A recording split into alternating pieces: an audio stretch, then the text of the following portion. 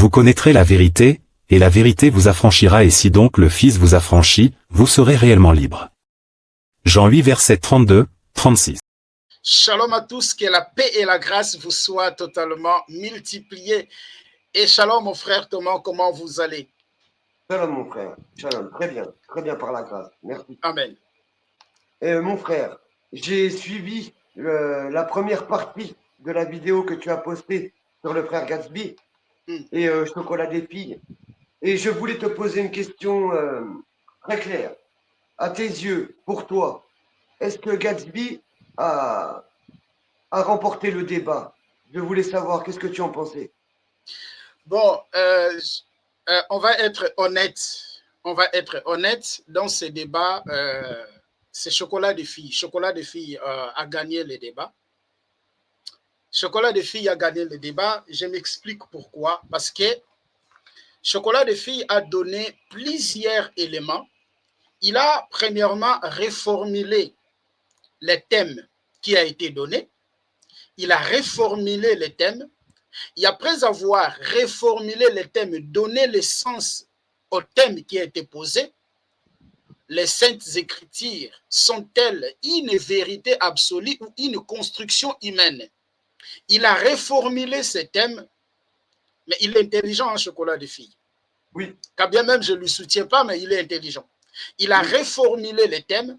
Après avoir reformulé les thèmes, il a commencé maintenant de donner des points, les éléments forts pour démontrer que la Bible n'est pas la parole de Dieu. Comme par exemple, il va prendre l'histoire des recensements. Lorsque Dieu demanda, je crois, à David, quelque chose comme ça, de recenser les hommes. Il va prendre cette histoire et il va présenter à Gatsby, et Gatsby n'a pas pu réfuter cela. Il va prendre aussi l'histoire de la résurrection. Et Gatsby n'a pas pu réfuter cela. Il va prendre aussi Genèse chapitre 6, le verset 6. Et Nombre chapitre 23, le verset 19, où on dit que Dieu s'est repenti.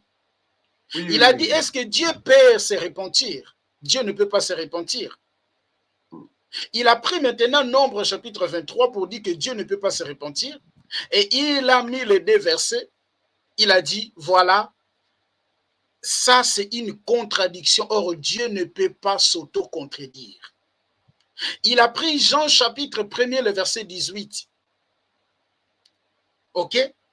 Avec Exode chapitre 33. Parce que dans Jean chapitre 1er, le verset 18, Jésus a dit, personne n'a jamais vu Dieu. Mais dans Exode chapitre 33, le verset 11, Moïse a vu Dieu. Oui.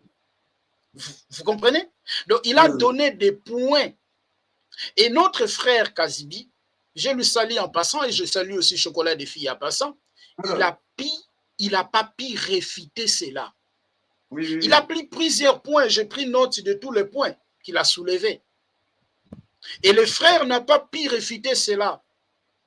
Il a eu seulement le temps de lire, mais il n'a pas réfuté cela. Et raison par laquelle, peut-être il n'a pas eu le temps de les réfuter, raison par laquelle nous sommes en train de faire ensemble avec vous ces émissions pour réfuter point par point. Amen. À la lumière des Écritures. Voilà. Il a pris l'exemple aussi, il a parlé aussi de Esdras, qui aurait écrit le Nouveau Testament, mais le frère n'a pas réfuté cela. Vous savez, ce qui nous manque aujourd'hui, nous les chrétiens, permettez-moi d'abord de le dire avant qu'on puisse entrer, on ne fait pas de recherches. Il faut comprendre que la Bible est là que nous lisons. Derrière cette Bible, il y a tout un peuple, il y a une culture, il y a toute une histoire. On doit aller derrière elle, chercher et comprendre. Sinon, mes chers frères et sœurs, nous allons rougir un jour. C'est pour cela que nous sommes en train de faire ces réfutations pour que la foi des milliers de chrétiens qui ont suivi ces débats ne soit pas affaiblie. Voilà. Pour que la foi des milliers de chrétiens qui ont suivi ces débats ne soit pas affaiblie. C'est pour cela que je suis en train de faire ces réfutations. Et je l'ai commencé aujourd'hui. Je vais prendre le temps jusqu'à ce que tous les points que Chocolat a soulevés pour dire que la Bible n'est pas la parole de Dieu, je ferai des vidéos sur ça. Parce que nous, nous ne faisons pas des vidéos pour voir de visibilité. Nous ne faisons pas des vidéos pour voir des vies, non. Mais pour que les gens soient édifiés. La Bible dit tout ce qui va sortir de notre bouche doit porter une édification. Vous comprenez, frère? Alors, je vous laisse d'abord regarder un peu ce petit extrait des débats et après, nous allons y revenir parce que j'ai déjà présenté tout le débat dans la première vidéo et nous sommes dans notre deuxième vidéo. Je vais vous présenter tout l'extrait, on va vous présenter l'extrait du débat. Vous savez, nous ne devons pas jouer nous devons faire des recherches. Mais je vais d'abord vous laisser. Et nous allons y revenir. Merci. Au nom du livre, il est question de moi pour faire oh Dieu ta volonté. Voilà pourquoi dans Jean qu'il a donné, au commencement était la parole était avec Dieu et la parole était Dieu. Alors cette parole sur cette terre a été donnée en parabole. Voilà donc pourquoi le même Christ annonce le consolateur pour venir nous conduire dans toute la vérité. D'où le fait qu'ils disent à ces 12 apôtres choisis de ne pas vous éloigner de Jérusalem jusqu'à ce que je vous ai promis vienne sur vous. Voilà donc pourquoi ce que les apôtres vont donc enseigner par la suite avec le Saint-Esprit, c'est le message. C'est ça le thème du débat. Les saintes écritures. Merci. Mais d'accord, sans pourtant prendre de parti, ne pensez pas, puisque nous également on a des questions et d'ailleurs c'est l'objet de ce débat. Cherchez à comprendre parce que autant que vous êtes peut-être certainement mieux aguerris que nous dans les questions religieuses. On veut apprendre en même temps que tous ceux qui nous suivent. On pose une question. Oui. Moi j'ai pas de problème avec la Bible. Hein. Oui, je pense que toute l'équipe technique également est d'accord avec moi. Oui. On essaie de comprendre pourquoi ces différentes Bibles, si toutes parlent de la même chose en réalité, alors, est-ce qu'il y a certains qui modifient à leur guise et à quel profit? Non, c'est pas une question de modification. Certains nous disent même que la meilleure version, c'est Louis II. On ne sait pas trop. Vous savez, les versions sont des maisons d'édition. D'accord. Vous allez trouver Martin, Darby, et ainsi de suite. Ce sont des maisons d'édition. D'accord. Donc, en ce qui concerne la Bible, nous connaissons l'histoire de Luther. D'accord. Qui sort du Vatican et qui se retourne contre le Vatican concernant justement les mœurs qui se font dans le Vatican et l'enseignement qu'il donne. Voilà pourquoi il écrit justement cette Bible-là en 1522, qui va être complétée en 1534. Donc, lorsqu'on parle donc des Saintes Écritures, vous savez, moi je suis un docteur, pas un docteur désigné par un homme ou un du Saint-Esprit. Voilà pourquoi. L'écriture, s'il vous plaît. Oui, je vous laisse parler, allez-y. L'écriture dit, toute écriture est inspirée de Dieu. Il dit que les écritures inspirées de Dieu, ça veut dire que c'est le livre de mathématiques. Vous voyez? C'est une erreur vraiment, c'est pas possible. Voilà donc pourquoi. Les écritures qu'on dit que c'est inspiré de Dieu, je vous ai lu ici Ésaïe 34, verset 16. Et j'ai corrélé avec Ecclésiaste 12, verset 13. Et c'est cela qu'on retrouve donc dans 1 Pierre, chapitre 1, 10 que je lis. Allez-y, on va vous laisser lire. 1 Pierre, chapitre 1. Que dit la parole de Dieu? Verset 10. L'Écriture dit, les prophètes qui ont prophétisé, touchant la grâce qui vous était réservée, ont fait de ce salut l'objet de la recherche et de leur investigation, voulant sonder l'époque et les circonstances marquées par l'Esprit de Christ qui était en eux et qui attestait d'avance les souffrances de Christ et la gloire dont elles seraient suivies. Il en fut révélé que ce n'était pas pour eux-mêmes, mais pour vous qui étiez les dispensateurs de ces choses, qu'on vous en a annoncé maintenant, ceux qui vous ont prêché l'évangile par le Saint-Esprit envoyé du ciel et dans lesquels les anges désirent plonger leur regard. D'accord, donc Gaspille, vous allez revenir, je vais vous permettre de souffler un peu. Chocolat, j'ai une question, et également, comme je le disais tout à l'heure, dans toujours l'esprit de neutralité qui nous anime. Oui. La Bible, les Écritures ne sont pas saintes, mais j'ai envie de comprendre, vous qui faites des recherches, qu'est-ce qui pourrait expliquer que, par exemple, dans certains livres bibliques qu'on utilise pour des prières, par exemple les psaumes ou encore les livres de David, lorsqu'on les utilise pour faire des prières, il y a parfois des manifestations miraculeuses. Bon, d'accord, ne nous éloignons pas du sujet. Oui. Non, c'est justement pour démontrer. Attendez, c'est justement pour démontrer. Si c'est faux, non, ça veut dire que peut-être qu'à l'intérieur, il y a également une illusion. On va laisser le chocolat. On va laisser le chocolat. On va parler. On revient sur le sujet. Allons-y. Oui, allons-y sur le sujet. J'ai dit, demandez aux abonnés, ceux qui sont connectés, ils vont vous dire qu'il ne fait que du psittacisme. Moi, je me disais même qu'il était docteur. Vous voyez, il est docteur autoproclamé. Donc, il n'est même pas docteur. Il n'a pas fait l'école, les études de doctorat en théologie pour dire qu'il est docteur. Il est autoproclamé. Si on travaille même sur la question du doctorat dans sa propre Bible, il va comprendre qui étaient les docteurs. D'accord. Je reviens, on ne s'éloigne pas du sujet. Allons-y. La Bible est-elle la vérité absolue ou non? Une création de l'homme. Je vous ai montré, premier argument qui montre que la Bible n'est qu'une invention humaine. J'ai montré les nombreuses versions de la Bible. Qui vient mentir, il dit les éditions. J'ai dit, il y a une Bible catholique. Oui. Il y a une Bible catholique que les protestants contestent. Il y a une Bible protestante que les catholiques contestent. Il y a une Bible samaritaine que les protestants et les catholiques contestent. Il y a une Bible éthiopienne qu'on conteste. La Bible témoin de Jéhovah conteste toutes les Bibles. Est-ce que la parole de Dieu, Jean-Marie, premier argument, est-ce que la parole de Dieu a plusieurs versions? Il n'a jamais répondu. Il est en train de faire le psittacisme. Ici au Gabon, on a un oiseau qu'on appelle le perroquet gris. On appelle le nom latin, c'est le Psittacus eritacus. Il répète seulement ce qui a été dit. C'est pourquoi quand j'ai donné les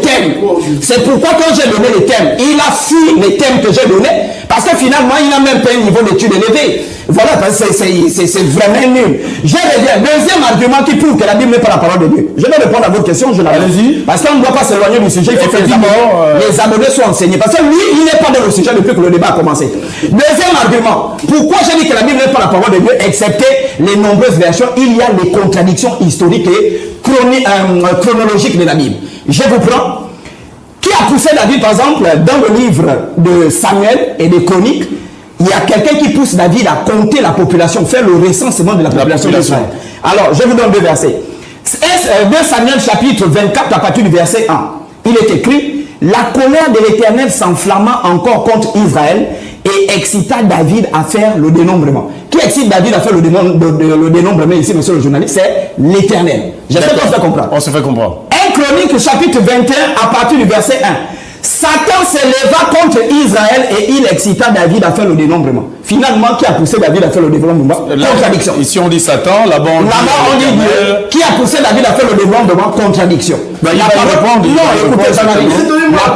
de Dieu ne se contredit pas. Je vous dis, je vous parle avec preuve historique. Je ne suis pas dans le psittacisme. Je viens pour enseigner les gens, pour sauver les gens de ces menteurs-là. Ensuite, deuxième argument. Le nombre de personnes recensées par David lors de ce recensement-là.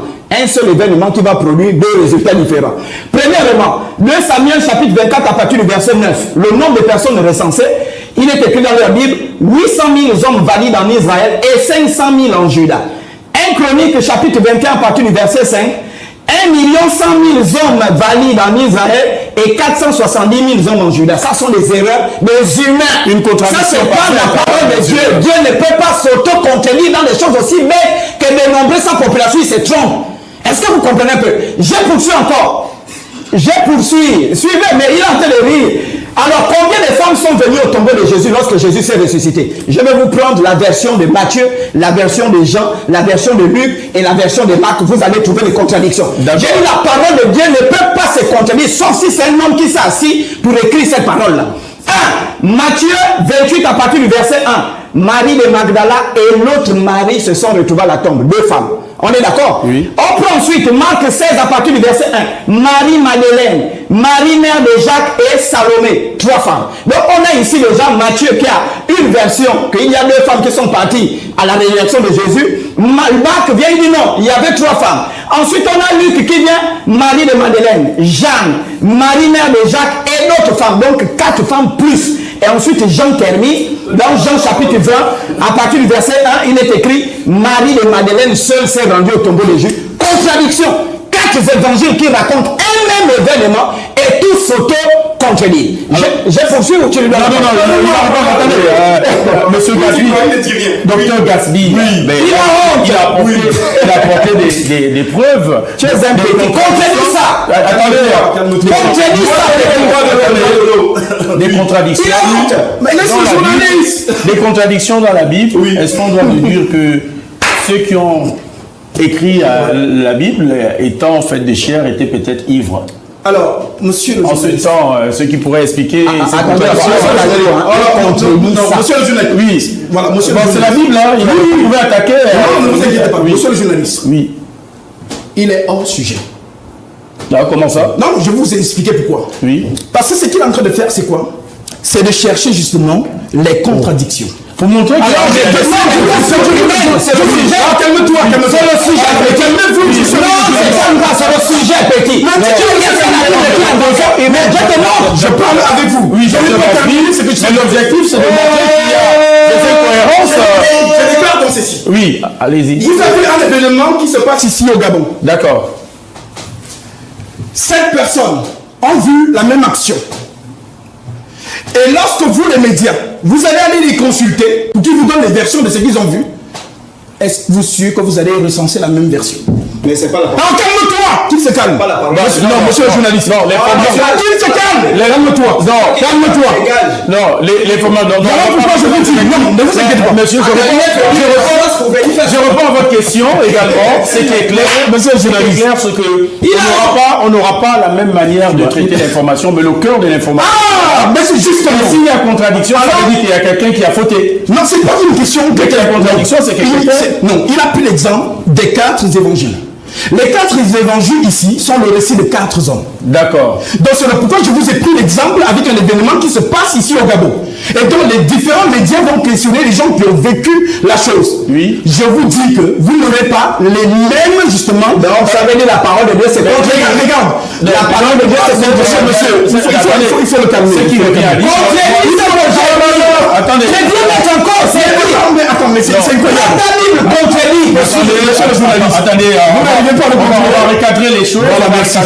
C'est incroyable. Je ne sais même pas, je n'ai pas encore commencé à débattre. Regarde, j'ai la police du chocolat, s'il te plaît. Je vous rappelle que j'ai la police du débat et l'orientation des questions. Merci. Que vous avez peut-être pas. C'est lui qui a commencé. Alors voilà. Donc, oui, je vais vous redonner la parole, mais il y en a qui nous suivent aussi, qui se posent peut-être. S'ils étaient 5 à aller au tombeau, ou 2 à aller au tombeau, est-ce que c'est salutaire pour le chrétien? Non. Qui se calme? Non, attends. Oui.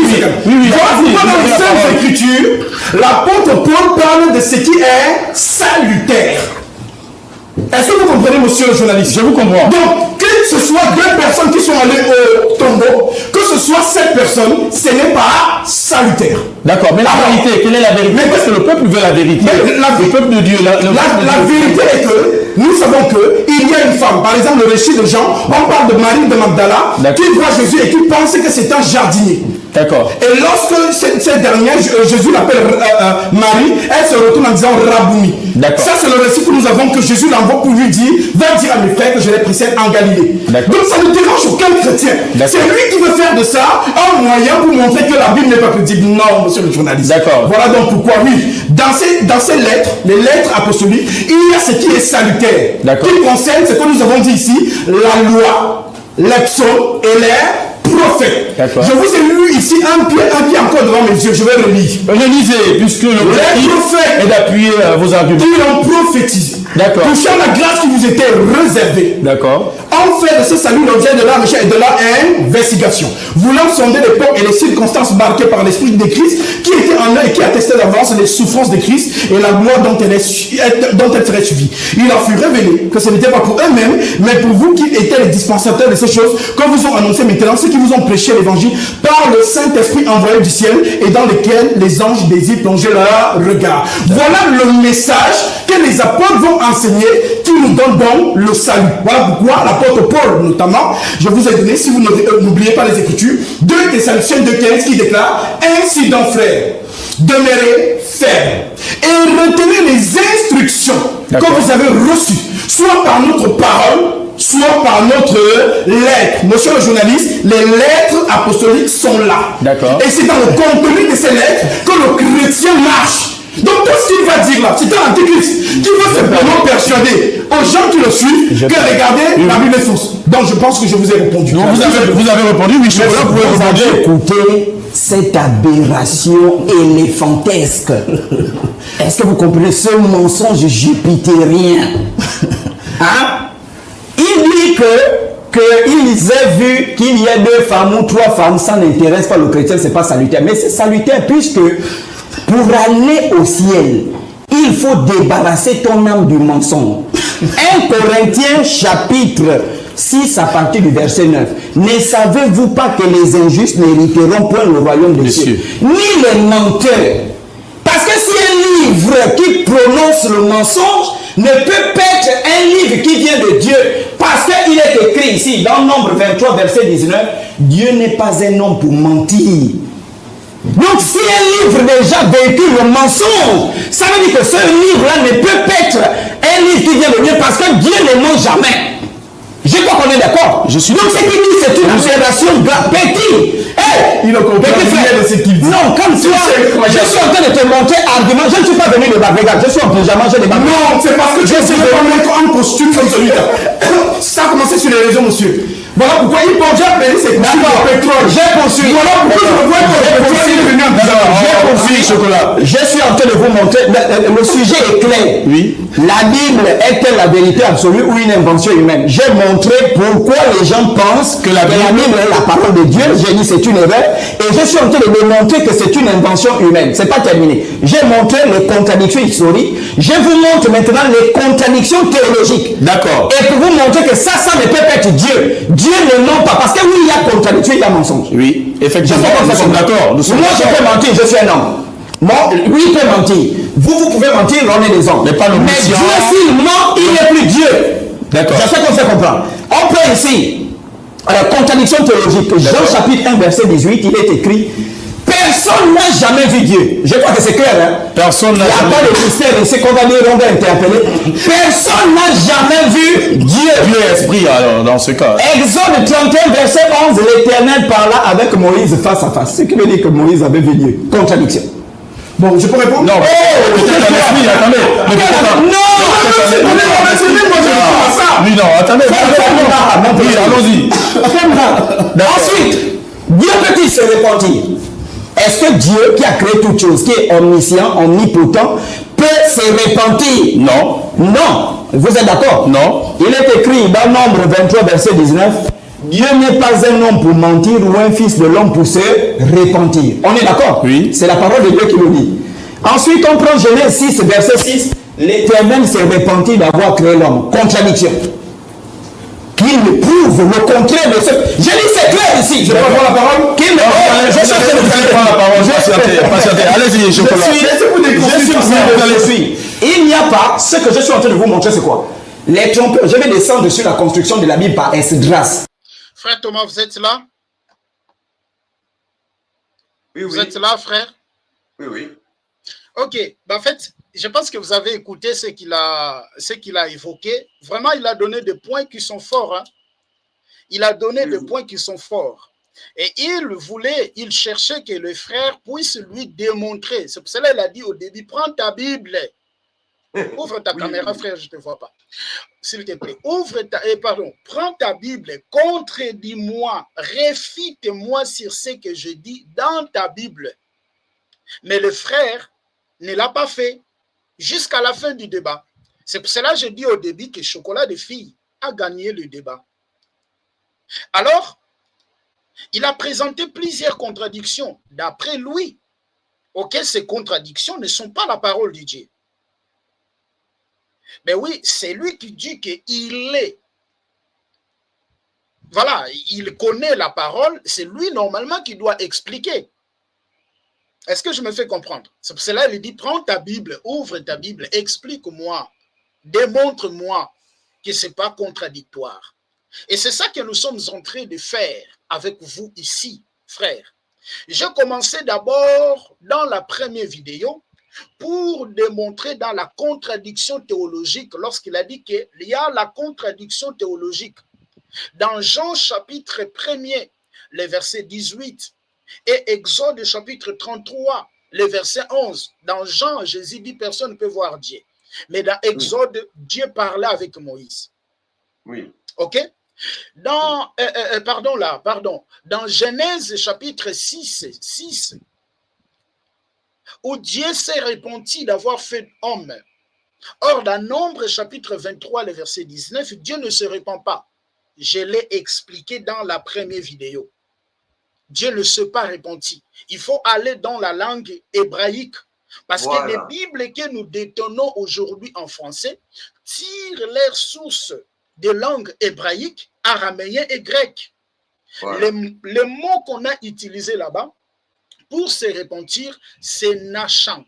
Nachan qui est traduit en français par avoir compassion, pitié ou être désolé ou se repentir.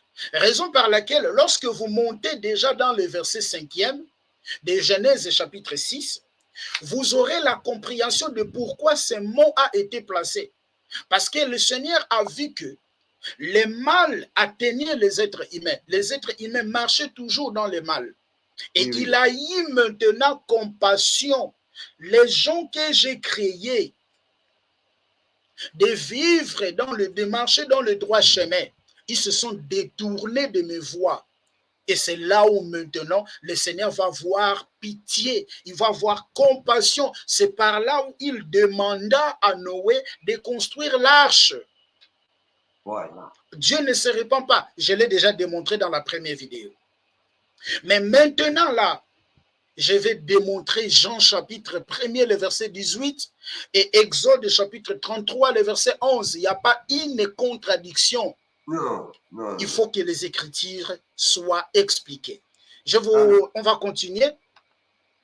Parce que lui, il connaît pas l'histoire de la Bible. Il vient, il parle de 2000 ans d'histoire. Mais je regrette et puis je comprends. Tu n'as pas un doctorat, tu n'as même pas un niveau. Bac plus 6, bac. Voilà, mes chers frères et sœurs. Donc, demain, on parlera aussi sur l'histoire d'Esdras. Est-ce que ce Esdras qui a écrit l'Ancien Testament, qui fit Esdras? Qu'est-ce que Esdras a fait? Quelle était l'importance d'Esdras? Ou quelle était l'importance d'Esdras? Esdras a fait quoi? Avait fait quoi? Est-ce que c'est lui qui a compilé, qui avait compilé, ou qui avait écrit l'Ancien Testament? Voilà. Mais nous n'allons pas prendre beaucoup de minutes sur ça, frère. Nous entrons déjà dans les sujets. Donc, d'après Chocolat de Fille, je le salue en passant, il est intelligent, ce frère. Ah, ne jouez pas, hein, ne jouez pas. Pour aller débattre avec lui. Il est très vulgaire. Il est très vulgaire. Voilà. Il est très mal poli. Voilà.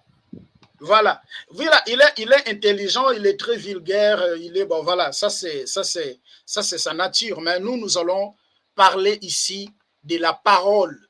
Nous allons élever le nom de Yehoshua HaMashiach pour que la foi des milliers de chrétiens ne soit pas affaiblie.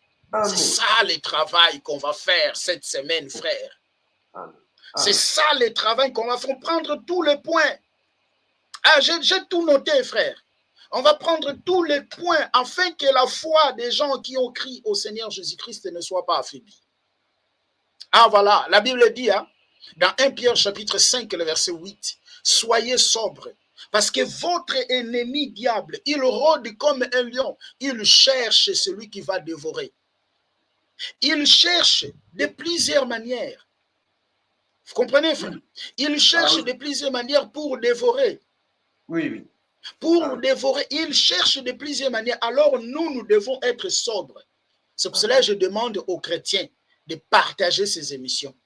Ah voilà, je vais partager ces émissions. Demain, on sera encore là. On va prendre d'autres points. Demain, on va parler sur Esdras. On va voir est-ce que c'est Esdras qui a écrit l'Ancien Testament ou non. Bon, pour ne pas beaucoup parler, frère, on entre dans la Bible. Jean, y a-t-il une contradiction entre Jean chapitre 1er, le verset 8 et le verset 18 et Exode chapitre 33, le verset 11? On va dans la Bible. Frère, je vais maintenant partager la Bible parce que ici, nous lisons la Bible et vous aussi, vous lisez la Bible. Les frères et sœurs qui nous suivent. Voilà. On va prendre la Bible, frère. Jean chapitre 1er, les versets 18. Que le Seigneur nous fasse grâce. On va avancer. Et après, on prendra l'histoire des femmes qui ont venu visiter les tombeaux. Et voilà, on va aller petit à petit, frère. Petit à petit. Voilà, frère, je vais descendre ici. Jean 1er, le verset 18. Regardez un peu ce qui est écrit ici. Premier, le verset 18. C'est pour cela que j'ai dit les Écritures doivent être expliquées. Regardez, Jésus dit, hein, personne n'a jamais vu Dieu. Ok? Le Fils unique qui est dans le sein du Père, c'est celui qui l'a fait connaître. Donc, personne n'a jamais vu Dieu. On ne peut pas seulement s'arrêter là-bas, personne n'a jamais vu Dieu. Oui. On dit personne n'a jamais vu Dieu. Le Fils unique qui est dans le sein du Père et qui l'a fait connaître. Ça, c'est un. Oui. Deuxième, je prends Exode chapitre 33, le verset 11, parce que ce sont des versets qu'il a relevés. Oui, oui. Exode chapitre 33, le verset 11. Regardez, Exode 33, le verset 11. Regardez. La Bible dit, l'Éternel parlait avec Moïse face à face, comme un homme parle à son ami. Puis Moïse retournait au champ, mais son jeune serviteur Josué, fils de Nun, ne sortait pas du milieu de la tente. Ah, ben, on peut dire aussi, dans les yeux humains, il y a une contradiction, hein? Hein, frère? Oui, oui. Hein? Est-ce qu'on est d'accord? Oui, oui, frère. Très bien. Dans les yeux humains, on peut dire aussi qu'il y a une contradiction. Parce que Jésus va dire, personne n'a jamais vu Dieu. Seul le Fils unique qui est dans le sein du Père, il est venu faire connaître. Mais dans Exode chapitre 33, le verset 11, on nous dit que Moïse parla face à face. Avec qui? Avec Dieu. Maintenant, on va d'abord dans cette question. Personne n'a jamais vu Dieu. Comment on peut le comprendre? Ce qui est important, il faut d'abord aller chercher de comprendre la nature de Dieu. Est-ce que je me fais comprendre? Allô? Oui. Il faut premièrement aller chercher de comprendre la nature de Dieu. Qui est Dieu? Dieu, il est esprit, n'est-ce pas? Oui. Sois réactif, frère, j'aime ça. Excusez-moi. Dieu, il est esprit. Dieu, il est esprit. Or, l'esprit, c'est un être incorporel. Je commence d'abord par là.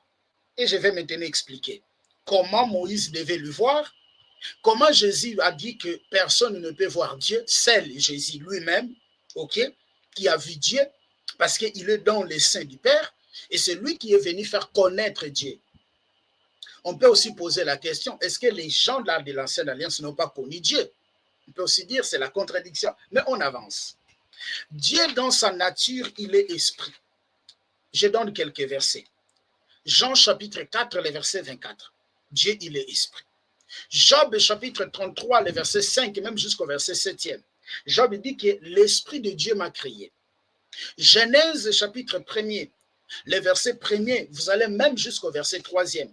On dit que lors de la création, on dit que l'esprit de Dieu mouvait au-dessus de l'eau, des eaux. Osée chapitre 11, le verset 9. Il y a tant de versets que je peux démontrer. Dieu, il est esprit. Romains chapitre 8, le verset 15. jusqu'au verset 16e. Dieu, il est esprit. Donc, on démontre que Dieu, il est esprit. Dieu, il est esprit. Or, l'esprit, c'est un être incorporel.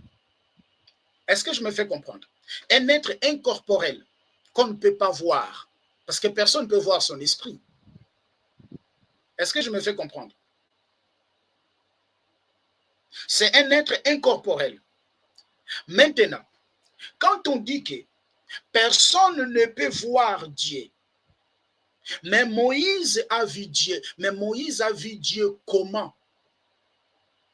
Pour une meilleure compréhension de ces versets, il ne faut pas se limiter il ne faut pas commencer la lecture au verset 11. Il faut remonter. Oui, oui, frère. Et oui. Il faut remonter parce que lorsque vous remontez au verset 9, on verra que Dieu était descendu et Dieu est entré dans les nuées. Voilà. Est-ce que je me fais comprendre? Oui, ben oui. Très bien.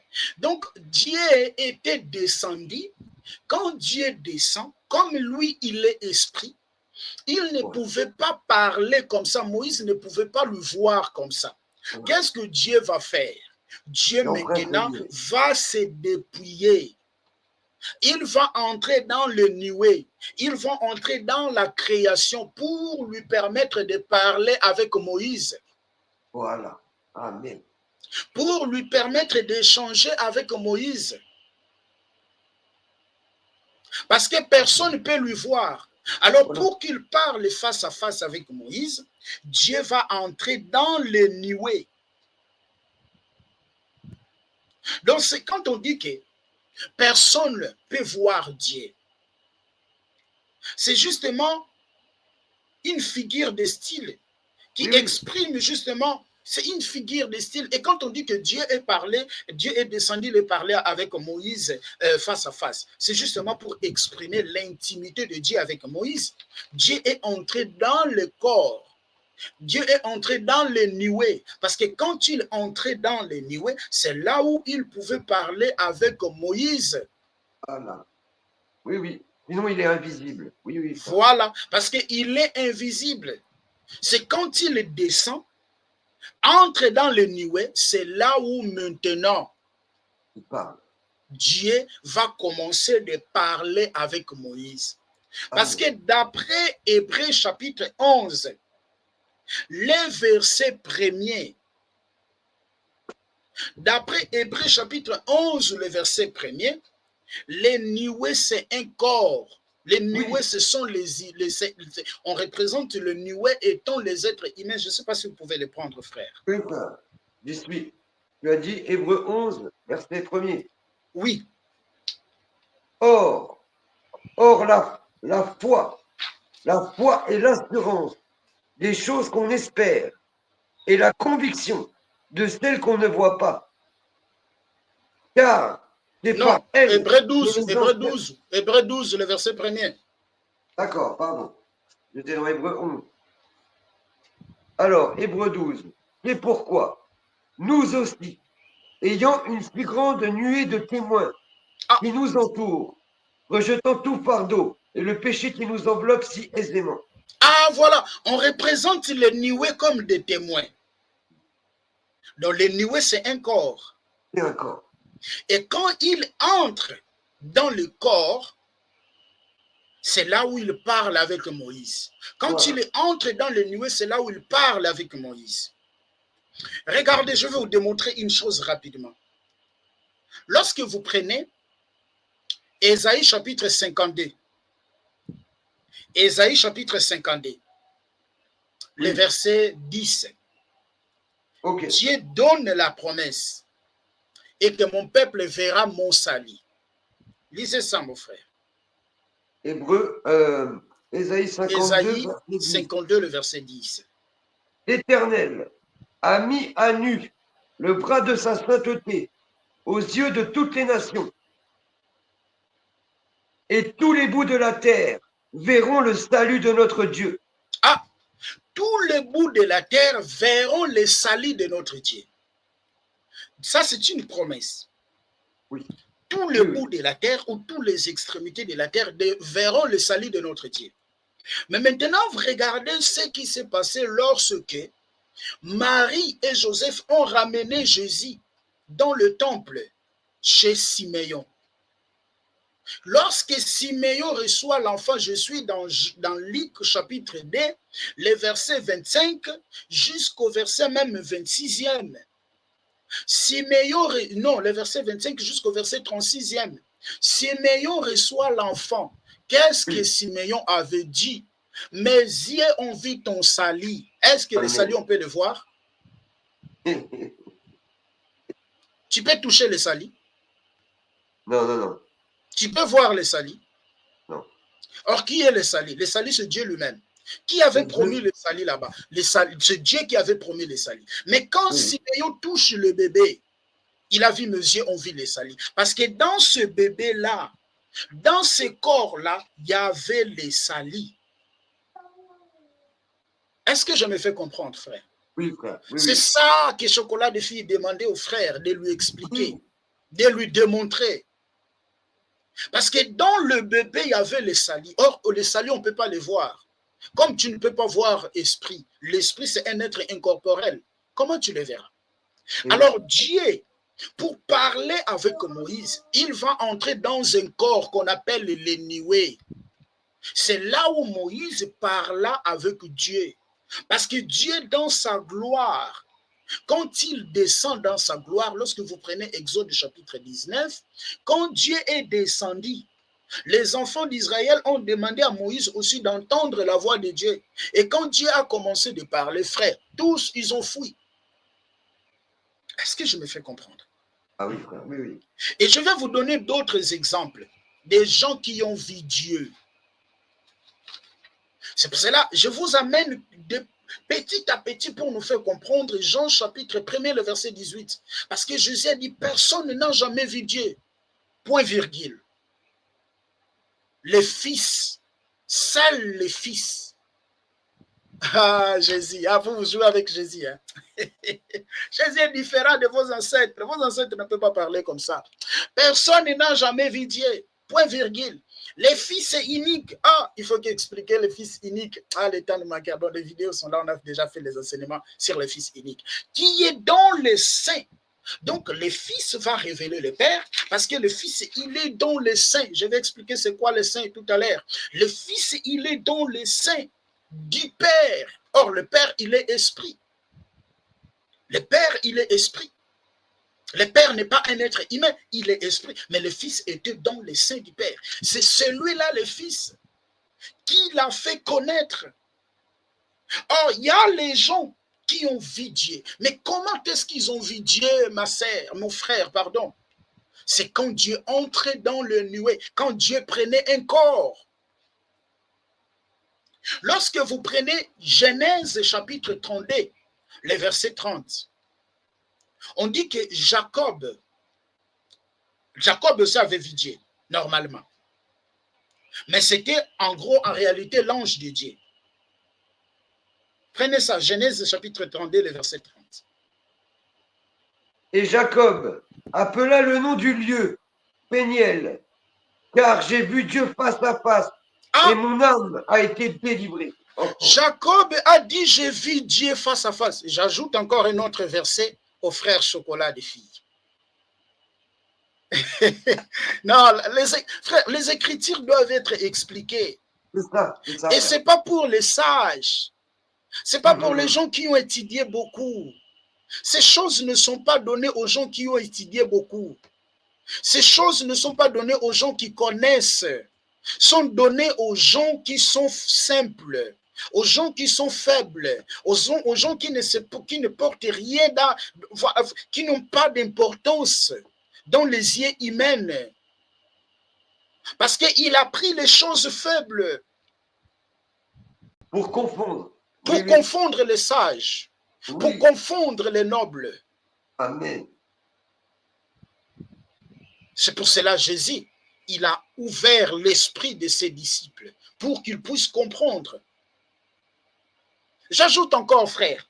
Donc, vous avez vu que dans Genèse chapitre 32, le verset 30, Jacob a dit, je vis Dieu. Mais en réalité, Jacob n'a pas vu Dieu. Jacob a vu l'ange de l'Éternel. Voilà. Dieu va prendre la forme d'un ange. Voilà. Pour venir vers Jacob. Oh, alléluia. La Bible. Non, frère, nous devons continuer de parler. La foi des chrétiens ne peut pas être affaiblie.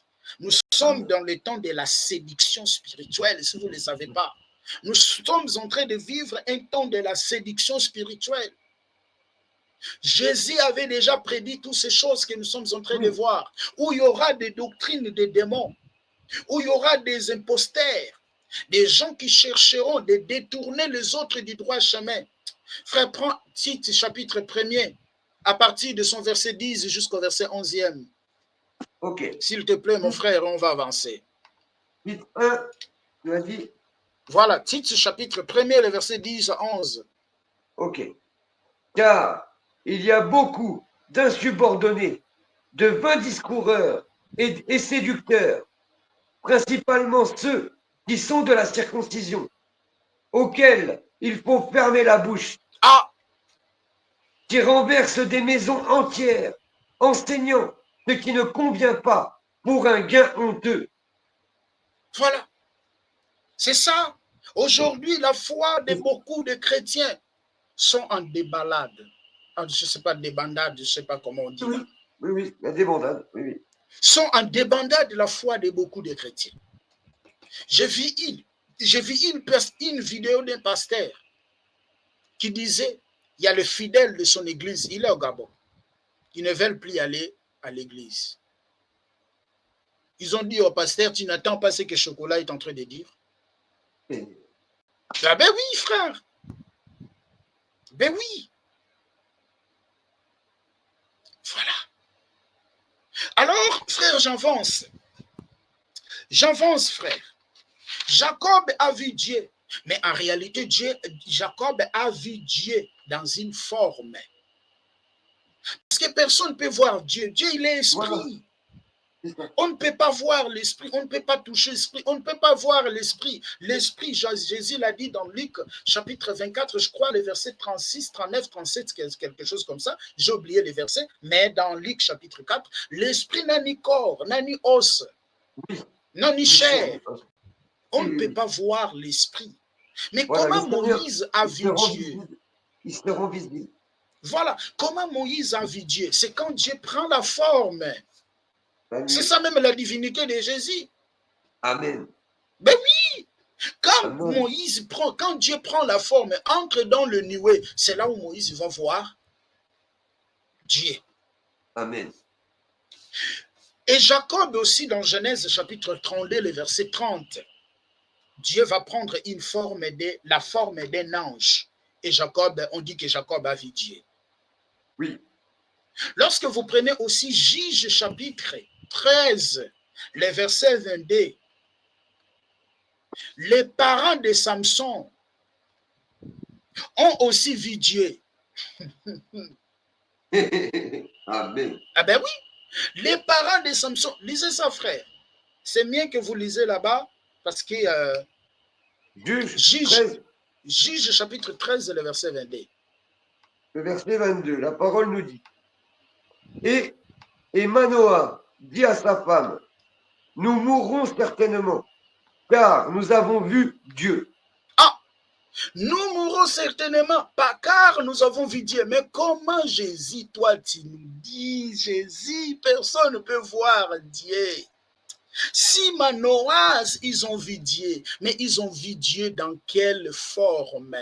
Ils ont vu Dieu dans l'ange de l'Éternel. Ici, la réponse dans les versets 13. Vous comprenez? Oui, frère. La réponse, c'est dans le verset 13 ou le verset 16, parce que ça continue la lecture. Oui, voilà, oui, ça continue. Voilà, la lecture continue. Quand il dit, nous avons vu Dieu, mais ils ont vu Dieu comment? Oui. Vous comprenez? En fait, mon frère Chocolat des filles, il a les arguments des musulmans. Et voilà. des arguments charnels. Oui, oui, oui. Ah, voilà. Il a les arguments des musulmans. Mais c'est ça, hein? Mais c'est ça, c'est clair, il faut expliquer. Alors, vous verrez que Manoach aussi a vidié. Or, Jésus va nous dire, ici, Jésus va nous dire, personne n'a jamais vidié. Mais je vous donne d'abord ce point-là et nous allons maintenant chercher de comprendre le langage de Jésus. Amen. Personne n'a jamais vidié. Le Fils est unique qui est dans le sein du Père et celui qui l'a fait connaître. Lorsque vous prenez aussi Juge chapitre 6, le verset 22, Gédéon aussi a fait quoi? Gédéon aussi a vu Dieu. Mais sous forme de l'ange de... Voilà, un ange de l'Éternel. Oui, oui, oui. Ah, vous avez aussi le livre de Josué. Josué aussi. Mais sous forme de l'ange de l'Éternel. Prends-moi Exode chapitre 24, le verset 10 à 11. Exode 24, 10 à 11. Ok. Et ils virent le Dieu d'Israël. Et sous ses pieds, comme un ouvrage de saphir transparent, et comme le ciel même en pureté. Ah, donc les peuples aussi, ils virent Dieu, mais ils ont vu Dieu comment? Si Jésus a dit ici, personne ne peut voir Dieu. Mais les peuples ont vu Dieu aussi dans Exode, chapitre 10 jusqu'au verset 11. Ils ont vu Dieu et comment? Si personne ne peut le voir. Si personne ne peut le voir, c'est Jésus qui nous dit cela. C'est Jésus qui nous parle cela. Je vais prendre d'autres versions encore. C'est Jésus qui nous parle cela. Personne ne peut le voir. Mais comment les peuples ont vu, lui ont vu ici? Ils virent le Dieu d'Israël sous ses pieds. C'était comme un ouvrage de saphir transparent, comme le ciel. Ça, c'est lorsque Moïse prend les 70 anciens et Aaron, ils vont aller à la rencontre du Seigneur. Voilà. Amen. Donc, tous, ils ont vu Dieu. Maintenant, qu'est-ce que signifie? Pourquoi maintenant Jésus a dit personne n'a jamais vu Dieu? Voilà. Pourquoi Jésus a dit ça? Pourquoi il a dit ça? C'est là où il y a la question. Pourquoi maintenant Jésus a dit personne n'a jamais vu Dieu? Point virgule. Le Fils est unique, qui est dans le sein du Père et celui qui l'a fait connaître. Donc il est le seul, autrement dit, il est le seul qui a vu Dieu. Oui. Voilà. Mais comment il a vu Dieu? Parce que Dieu, on ne peut pas le voir. Voilà. Mais il nous a déjà donné une explication ici, un éclairage, parce que lui, il est dans le sein du Père. Il est dans le sein du Père. C'est pour cela qu'il a vu Dieu. Jean chapitre 1er, les versets 1er, virgule, les versets 14. On va monter. Ah, Seigneur, ça devient intéressant. Et allez. Hein, frère? Amen. Et oui, hein. Ah, voilà.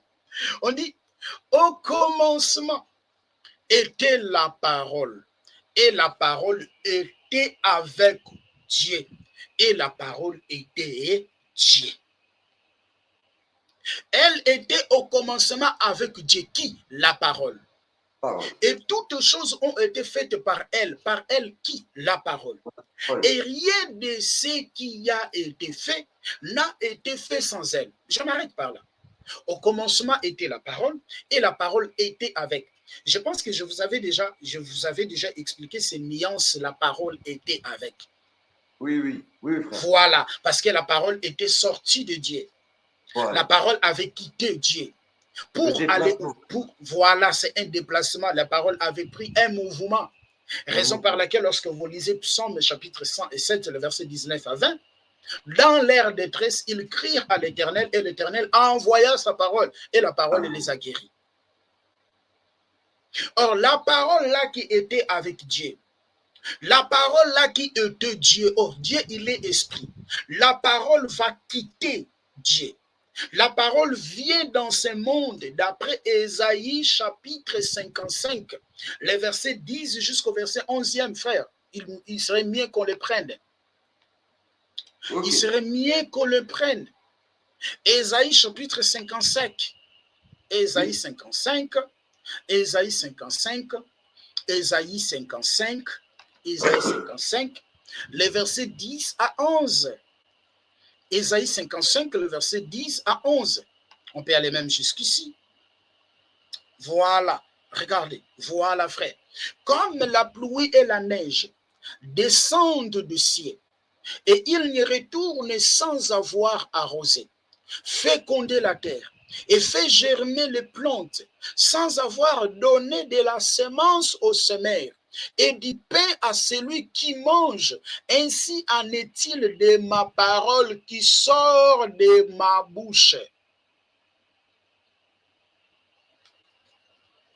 Qui sort de ma bouche. Cherchez-moi le verset là où Jésus dit, je suis sorti du Père et suis venu dans le monde. Je crois dans Jean chapitre 17.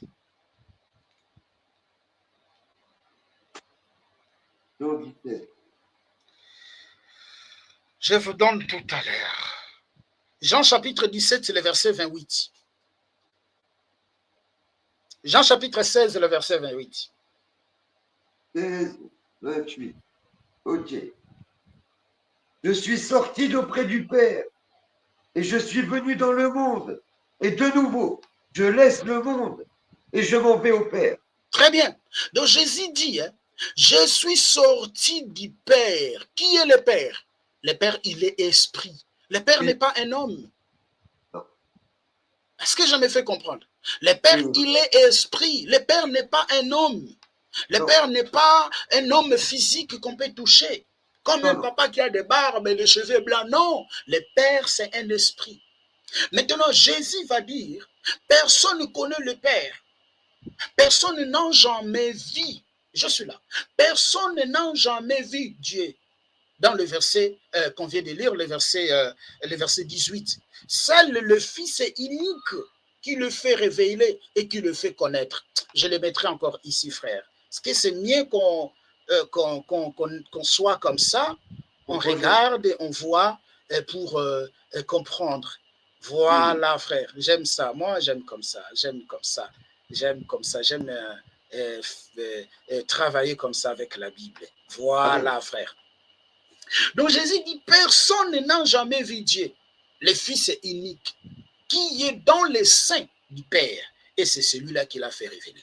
Or, dans Ésaïe, on nous dit, Dieu dit, ainsi en est à ma parole qui sort de moi. La parole qui est sortie, c'est la parole de qui? La parole de Dieu. Mais quand la parole est sortie, qu'est-ce que la parole va faire? La parole va sortir de la bouche de qui? De la bouche de Dieu. Et cette parole ne peut pas retourner vers lui sans les faits. La parole va faire quoi? La parole va exécuter la volonté de celui qui est envoyé. Ok? La parole va exécuter la volonté de celui qui est envoyé.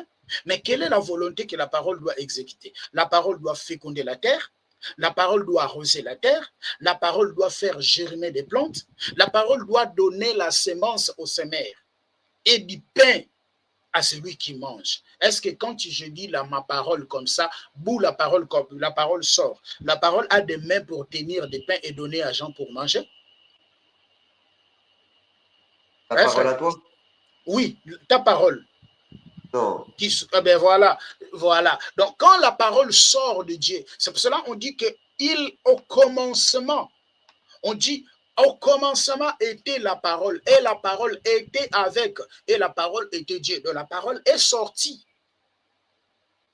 Oui. Pour faire, la parole a pris un déplacement, et la parole prend une forme humaine prend la forme humaine. Raison par laquelle Jésus, dans Jean chapitre 16, le verset 20, il dit, je suis sorti du Père. Donc, il est la parole qui est sortie du Père. Or, Jésus, d'après Jean chapitre 1er, le verset 14, Jésus, il est la parole faite chair. Or, la parole qui était faite chair, c'est la parole de qui? La parole de Dieu. Ce n'est pas une parole de Dieu, mais la parole de Dieu. Apocalypse chapitre 19. Apocalypse chapitre 19, le verset 13. On dit son nom est la parole de Dieu. Amen. Vous comprenez? Son nom est la parole de Dieu. Raison par laquelle Jésus devait être le seul qui a vu Dieu. Parce qu'il est lui-même Dieu fait chair. Amen. Et oui.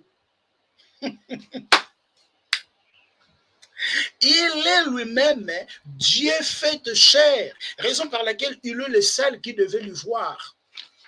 Parce que Jésus n'était pas un homme ordinaire. Jésus, c'est Dieu qui a pris la forme humaine. Moïse a vu Dieu. Quand Dieu apprenait la forme, une forme dans la création. C'est là où Moïse a pris Dieu, a vu Dieu.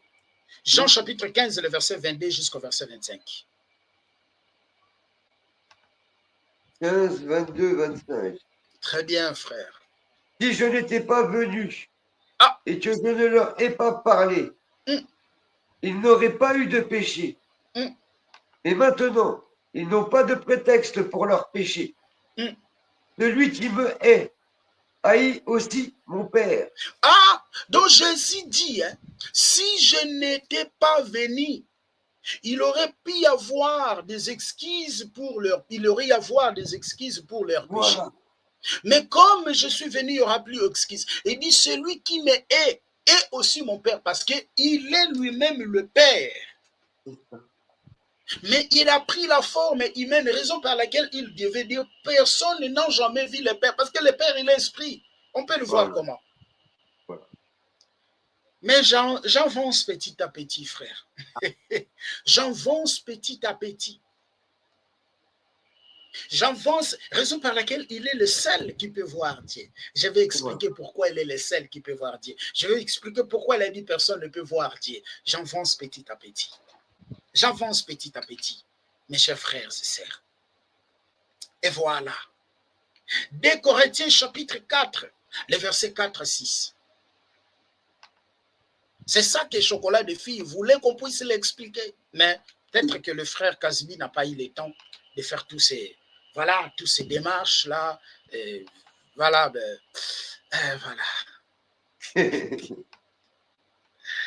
Ah, le Seigneur soit loué.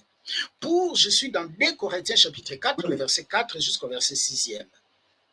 Pour les incrédules, dont le Dieu de ce siècle a aveuglé l'intelligence, afin qu'ils ne vissent pas briller les splendeurs de l'évangile de la gloire de Christ, qui est l'image de Dieu. Voilà pourquoi Jésus pourrait dire, c'est le Fils unique qui a vu Dieu. Parce qu'il est l'image, il est son image. Est-ce qu'on est d'accord? Oui, frère. Nous ne prêchons pas nous-mêmes, c'est Jésus que nous prêchons. Nous ne prêchons pas nous-mêmes, nous prêchons Jésus-Christ, Yehoshua HaMashiach. Alléluia. Colossiens chapitre 1er, le verset 15, on dit qu'il est l'image du Dieu invisible. Philippiens chapitre 2, le verset 6, je ne sais pas si vous pouvez les prendre, frère. Oui, frère. Philippiens. Alors. Philippiens 2, le verset 6. Philippiens 2, le verset 6. Ok. Oui.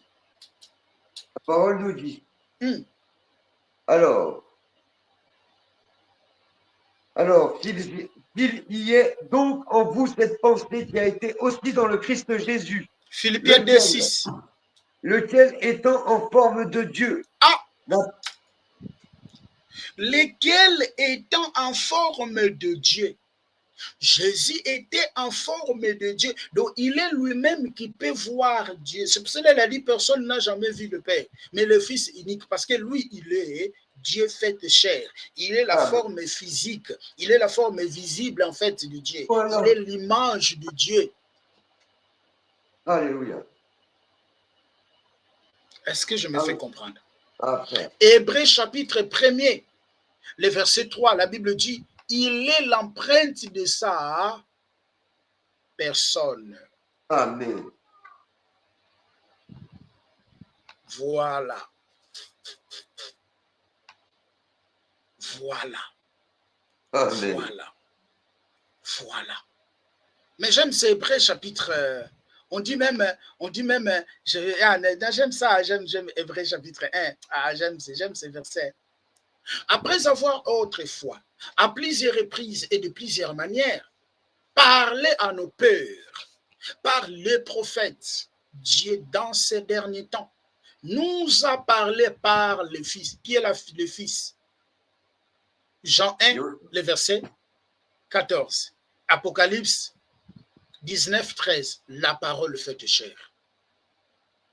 Et qu'il a établi héritier de toutes choses par lesquelles il a aussi créé le monde.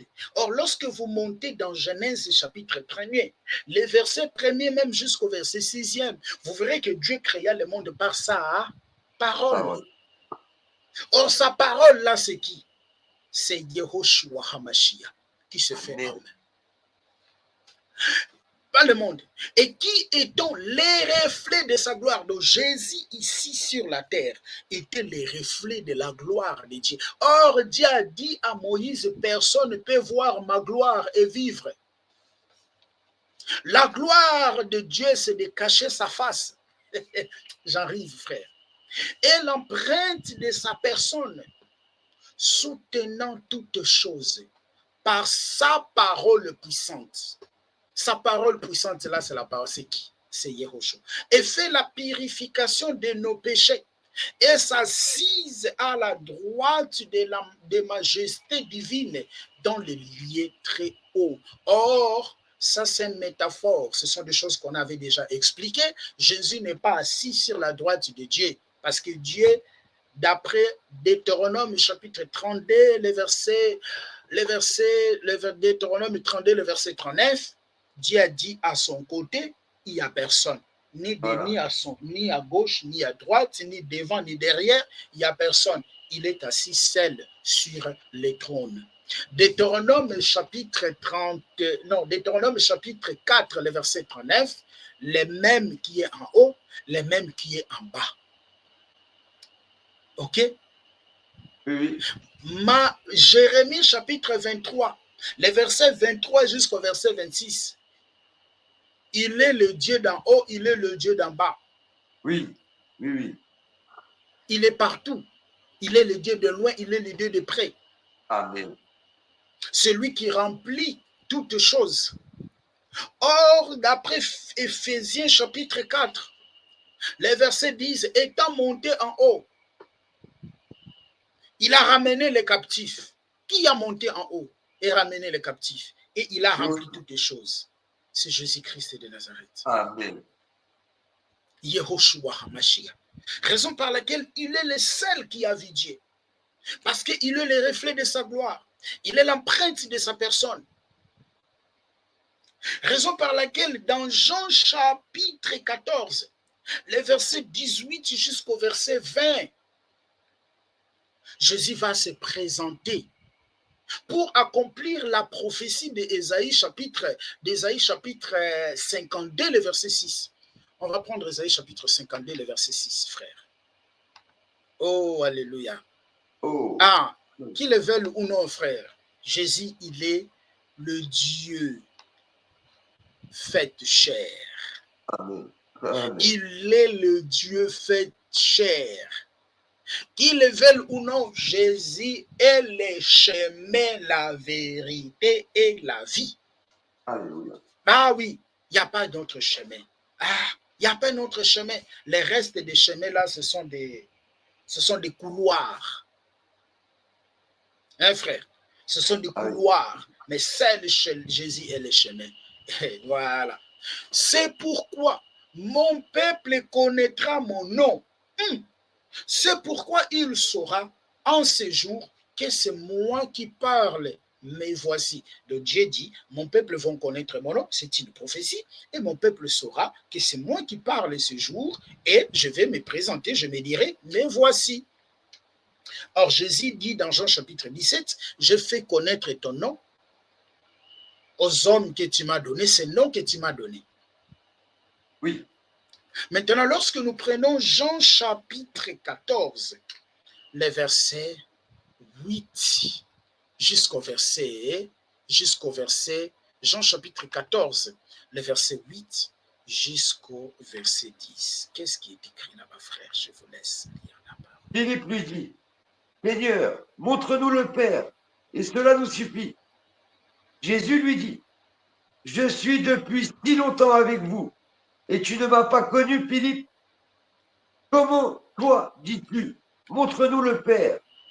Ne crois-tu pas que moi, je suis dans le Père, et que le Père est en moi? Ah! Oh. Philippe, il voulait voir qui? Il voulait voir Jésus? Non. Philippe ne voulait pas voir Jésus. Hein? Philippe a posé la question de lui montrer le Père. C'est pas ça. Philippe a demandé à Jésus de lui montrer le Père. Qu'est-ce que Jésus a dit? Oh, Philippe, mais c'est lui qui m'a vu a vu le Père. Ne crois-tu pas que je suis dans le Père et le Père est en moi? Mais s'ils étaient d'ici, ils sont distincts. Comment le Fils sera dans le Père et le Père sera dans le Fils? Jean chapitre 10, le verset 30, moi et le Père nous sommes un. Celui qui m'a vu a vu mon Père, a vu celui qui m'a envoyé. Voilà, frère. Croyez, Philippe. Ah, Philippe aussi était petit. Croyez, Philippe, je suis dans le Père et le Père est en moi. C'est là, Jésus seul pourrait voir le Père. Parce qu'il est lui-même le Père. Il est lui-même esprit. Il est l'unique qui peut voir le Père. Est-ce que je me fais comprendre? Oui, mon frère. Ah oui. Or, lorsque vous prenez Genèse chapitre 18, le verset 1er, vous verrez qu'Abraham a vu aussi des anges et le Seigneur était au milieu. Et quand Abraham a vu, Abraham est allé faire quoi? Abraham est allé se prosterner. Oui. Abraham est allé se prosterner. Alors quand on dit que personne n'a jamais vu Dieu, cela justement veut dire personne ne peut voir Dieu dans toute sa gloire. Est-ce que je me fais comprendre? Ah oui, frère. Très bien. Personne ne peut voir Dieu dans toute sa gloire. Parce que l'être humain, il est faillible. Si Dieu s'est révélé pleinement à l'être humain ne va pas supporter. Raison par laquelle Dieu prend la forme pour pouvoir nous parler. Oui. Pour pouvoir être avec nous. Voilà. On va prendre 1 Timothée chapitre 6, le verset 16. Amen.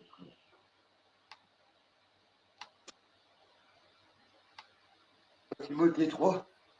Non, 1 Timothée 6, le verset 16. 1 Timothée 6, verset 16. Je cherche ça.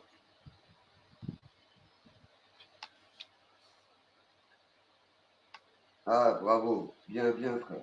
Oui, oui, oui. Lui qui seul possède l'immortalité, qui habite la lumière inaccessible, lequel aucun des hommes n'a vu, ni ne peut voir. Voilà, Dieu habite dans une lumière inaccessible. Aucun autre homme ne peut lui voir.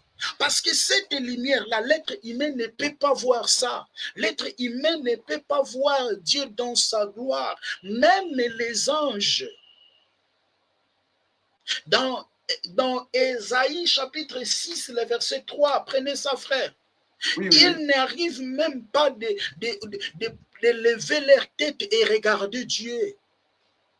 Oui. Tu as dit Ésaïe 6. Ésaïe 6, vous pouvez prendre le verset 1er même jusqu'au verset 4e, frère. Excusez-moi. Oui. L'année de la mort du roi Osias, je vis le Seigneur assis sur un trône haut et élevé, et les pans de sa robe remplissaient le temple. Les séraphins se tenaient au-dessus de lui. Ils avaient chacun 6 ailes. De 2, ils se couvraient la face, et de 2, ils se couvraient les pieds, et de 2, ils volaient. Voilà. Ils se couvraient la face, pourquoi? Parce qu'ils étaient devant, ils ne peuvent pas les voir. Amen. On ne peut pas voir Dieu dans sa gloire. Parce que si on voit Dieu dans sa gloire, on sera consommé, on sera détruit. Raison par conséquent, Dieu prend des formes. Tous les gens qui l'ont vu dans la Bible, Dieu a pris des formes. Tous les gens qui l'ont vu dans la Bible, Dieu a pris la forme. Il a pris la forme. Il a pris la forme. Parce qu'il habite dans une lumière inaccessible. Que l'homme n'a jamais vu. Que l'homme n'a vu ni ne peut voir. Physiquement, comme ça, on ne peut pas voir ça. On ne peut pas, tu ne peux pas. Il habite dans une lumière inaccessible. J'ai donné le verset d'Ésaïe. Les séraphins, frères, les anges, ils couvrent leur visage parce qu'ils n'arrivent pas à regarder la sainteté, la gloire de Dieu. La lumière là rayonne.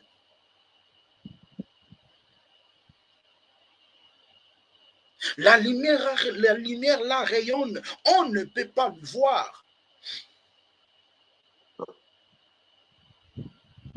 Est-ce que je me fais comprendre, frère?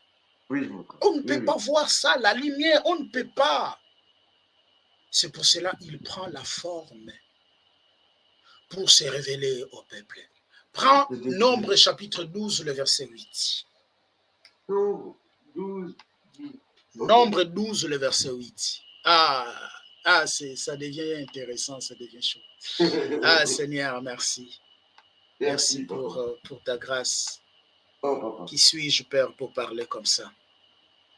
Si ce n'est pas pour ta grâce, Seigneur. 12, 10, ok.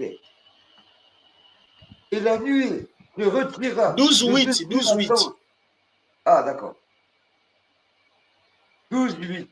Je parle avec lui, bouche à bouche, et en me révélant clairement, et non en énigme, et il voit la ressemblance de l'Éternel. Alléluia! Dieu parla, Dieu dit ici à Moïse, parce que ici dans Nombre chapitre 12, je vous explique, c'était Marie, Myriam, la sœur de Moïse et Aaron, qui parlait mal de Moïse parce que Moïse avait pris une femme éthiopienne. Mais maintenant, lorsque le Seigneur va appeler Marie et Moïse devant lui, le Seigneur maintenant commence de parler de Moïse, son serviteur. Il dit, je lui parle. Il dit, quand il y a quelqu'un, je lui parle par les énigmes. Mais avec Moïse, attention, je lui parle bouche à bouche. Mais comment il lui parlait bouche à bouche? Je me révèle à lui sans énigme. Et il voit une représentation de l'Éternel. Amen. Vous voyez ça, frère? Donc Moïse voyait justement une représentation. Il ne voyait pas l'Éternel. Il ne voyait pas Dieu. Raison par laquelle Jésus a dit personne ne peut voir Dieu. Donc on ne peut pas voir Dieu dans sa gloire parce qu'il habite dans une lumière inaccessible.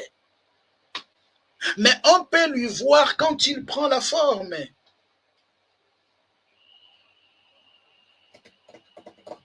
On peut lui voir quand il prend la forme. Quand il prend la forme humaine, il vient sur ta terre. Il prend la forme et l'homme peut le voir. Parce que lorsque vous prenez même Exode chapitre 34, où Moïse a demandé à Dieu de voir sa face, Oui. Dieu a dit, personne ne peut me voir et vivre, Moïse. Voilà. Mais je ferai passer devant toi ma bonté. Moïse avait vu Dieu par derrière. Voilà. C'est ça la représentation. Oh, oh. C'est ça la représentation. La Bible doit être expliquée. Ah oui, la Bible doit être expliquée. Il ne faut pas aller seulement prendre un verset biblique. Non, la Bible doit être expliquée. C'est pour cela qu'il est écrit, c'est poussé par l'Esprit. Les hommes ont parlé de la part de Dieu. Voilà. Regardez, frères, les temps qu'on a eu pour réfuter ces arguments contradictoires, qu'il aurait une contradiction entre Jean chapitre 1er, le verset 8, verset 18, et Exode 33, le verset 11. Ben, ce défi a été déjà relevé. Amen. Gloire à Jésus. Gloire à Jésus. Ah voilà, amen. Gloire à Jésus. Il est l'unique. Ah oui, ce défi a été déjà relevé. On peut pas dire au contraire. Le défi a été déjà relevé. Merci, Yoshua. Voilà. Les défis de Genèse chapitre 6 et Nombre chapitre 23, le verset 19. Ces défis, on a déjà relevé ces défis. Amen. Et quand il a dit aussi que les textes là ont été envoyés à un peuple, ça ne te concerne pas. J'ai déjà relevé aussi ces défis dans le premier vidéo. Et dans la deuxième vidéo, on a relevé les défis de Jean chapitre 1er, les versets 18 et de Exode 33, les versets 11. Et demain, nous allons encore relever d'autres défis. Demain, nous allons relever les défis de Esdras. Parce qu'il dit que c'est Esdras qui aurait écrit l'Ancien Testament.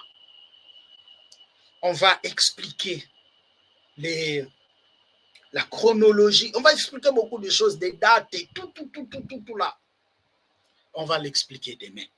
Et après ça, nous allons aussi relever la défi de 2 Samuel chapitre 24, le verset 1er, 1 Chronique chapitre 21, le verset 1er, et nous allons avancer successivement. Merci, mon frère. Merci. Et le Seigneur nous fera du bien. Voilà nos frères chers, nos frères et sœurs, nous sommes arrivés à la fin de cette réfutation et que le Seigneur Jésus-Christ vous bénisse. Ne troublez pas votre foi. Non. Non, ne troublez pas votre foi. Nous sommes en train de vivre. Par contre, à la place de troubler votre foi, c'est le moment de mettre ta vie en ordre. C'est le moment de mettre ta vie en ordre. Parce que nous sommes en train de vivre les fins de toutes choses. Ah oui. Où l'accomplissement, où la prophétie est en train de s'accomplir sous nos yeux. Matthieu 24, 24. Matthieu 24, 24. Tous nos yeux, frère. Voilà. Car ils s'élèveront de faux Christ et de faux prophètes. Ils feront de grands prodiges et des miracles au point de séduire, s'il était possible, même les Élie. C'est ça le temps que nous sommes en train de vivre. Ah oui, ah oui. C'est ça le temps que nous sommes en train de vivre. Où quelques-uns abandonneront la foi. 1 Timothée. 1 Timothée 4, le verset 1er à 2. 1 Timothée 4, le verset 1er à 2. On dit, mais l'Esprit dit expressément que dans les derniers temps, Quelques-uns abandonneront la foi pour s'attacher à des esprits sédictaires, à des doctrines de démons, par l'hypocrisie de faux docteurs, portant de la marque de fraîcheur dans leur propre conscience. C'est ce temps où nous sommes en train de vivre. Un temps difficile, un temps compliqué. Soyons comme Paul, qui a dit, j'ai combattu les bons combats. Ah oui, je garde la foi. Gardons la foi. Les apôtres aussi ont affronté ça. Il y avait les gens aussi qui venaient pour les contredire. Mais les apôtres n'ont pas, ils ont gardé leur bande. Et il y a des moments, ils réfutaient aussi des mensonges. Les apôtres réfutaient, jusqu'au point, Paul, dans 2 Corinthiens chapitre 11, il va dire que ces apôtres, ce sont les apôtres de Satan. Oui. Où il dit que le diable se déguise à un ange de lumière. Montre que c'est lui, il n'est pas lui. Notre frère a commencé de dénoncer des faux pasteurs. On a dit, amen, c'est ça. Parce que nous aussi, c'est le travail que nous faisons. Nous dénonçons. Ben oui, si vous voyez, vous regardez, vous visitez la chaîne, vous verrez qu'il y a tant de vidéos de dénoncer. J'ai dénoncé beaucoup de gens. Moi, je ne vois pas pasteur, apôtre, ça ne me regarde pas. Une fois, vous déplacez les bornes placées par des apôtres, alors moi j'avance. Ah oui, une fois vous déplacez les bornes posées par des apôtres, et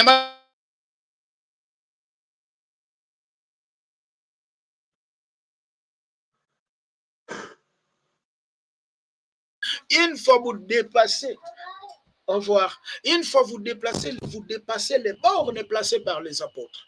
Parce que nous sommes édifiés sur le fondement des apôtres et des prophètes, où Yehoshua est la pierre angulaire. Ah, moi, je ne regarde pas. Si vous allez me citer, c'est ton problème. Moi, j'avance. Ben oui, on vit. C'est ça. Nous les faisons déjà ce travail de dénoncer. Mais nous ne dénonçons pas avec les insultes. Nous dénonçons avec amour.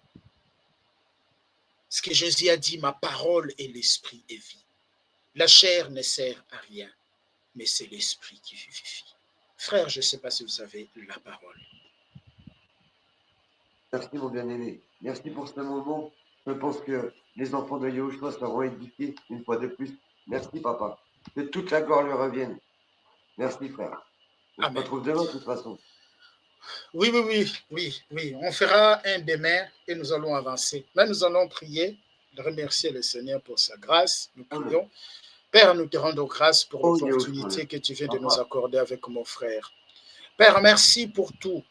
Je sais que, Seigneur, c'est l'accomplissement de ta parole. Oui, ta parole doit s'accomplir. C'est pour cela que nous croyons que la Bible est ta parole. Malgré dans la Bible, il y a la conversation des hommes aussi qui a été écrite. Il y a des conversations aussi des hommes pour donner la forme, Seigneur. Mais il y a aussi ainsi dit l'Éternel dans la Bible. Il y a ainsi dit l'Éternel, c'est pour cela que nous le voyons s'accomplir aujourd'hui sous nos yeux.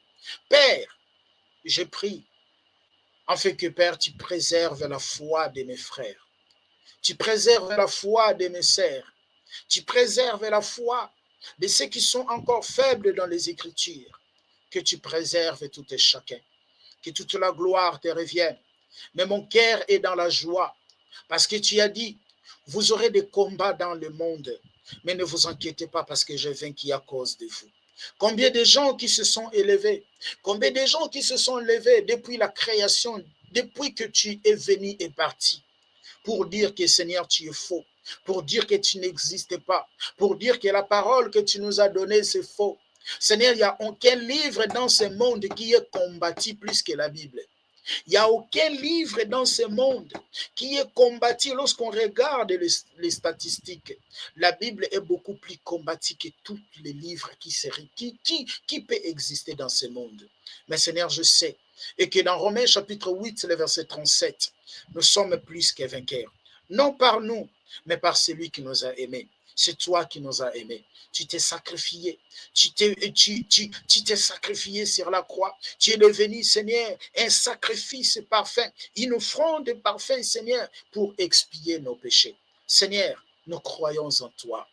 Je sais que tu as dit, tout ce que je tenais dans mes mains, le diable n'a pas le pouvoir de les racher. Oui, tu connais tes brebis. Tu connais tes brebis et tes brebis te connaissent. Et tes brebis entendent la voix. Mais même s'il y a un mercenaire qui vient parler, mais tes brebis ne suivront jamais la voix du mercenaire. Mais les brebis suivront ta voix.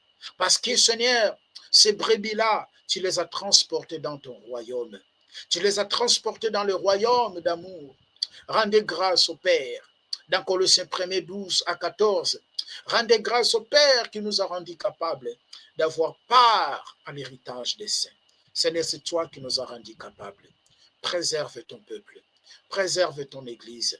Fais en sorte que Yehoshua, nous continuons, Seigneur, de marcher dans la foi. Oh, je me souviens, Seigneur, de ce que tu as dit à Pierre.